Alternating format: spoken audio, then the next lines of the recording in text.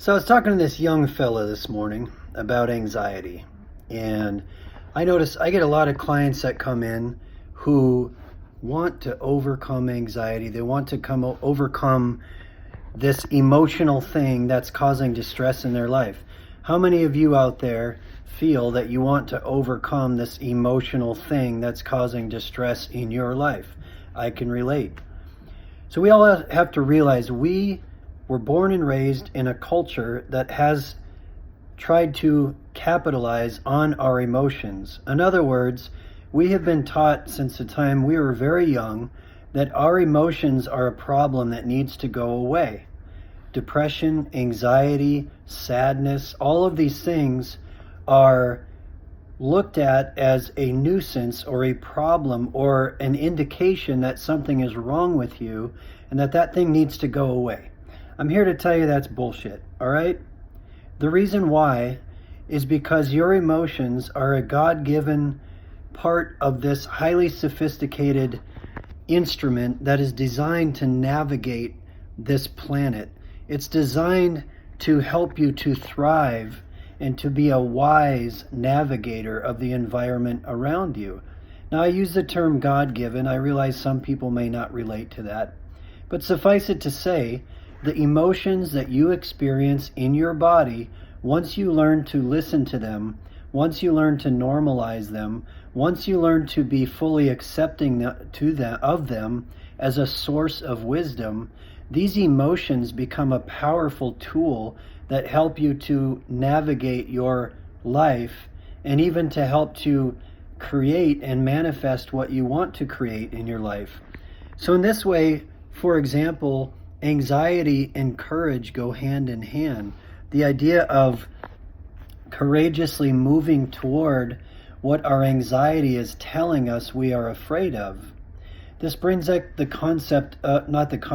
brings up the idea of responsibility.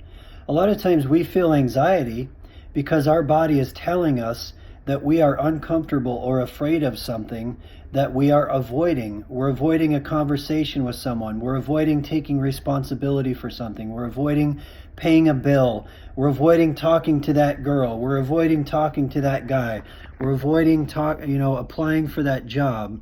We're avoiding working on something that's just chewing away at us on the inside.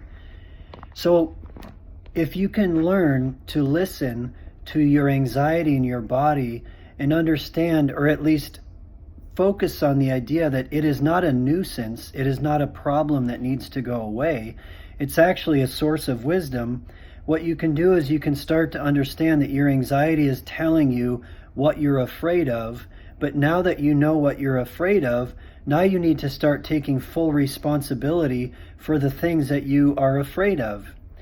Now, in the wild, anxiety is supposed to be telling us to be afraid of lions and tigers and bears. Now, in our modern world, there aren't many lions and tigers and bears running around because, human beings have gotten rid of most of the large animals on the planet. So most of what our anxiety is telling us that we are afraid of is actually an illusion. Once you're willing to listen to that anxiety and listen to what it is telling you and use it as a source of wisdom, what you do is you start noticing the things that you're actually afraid of, and you can start to sort of map those things out. And if you're willing, now you can start to take responsibility for those things. So anxiety and courage go hand in hand. You have to have the courage to move toward what you're actually afraid of. This is where a lot of us get lost in anxiety, and anxiety actually becomes depression. Depression is when we get into a powerless place. Depression is when our mind and body is saying, we feel overwhelmed, there are too many lions and tigers out there stalking us, and we can't do anything about them, so we feel powerless. Okay?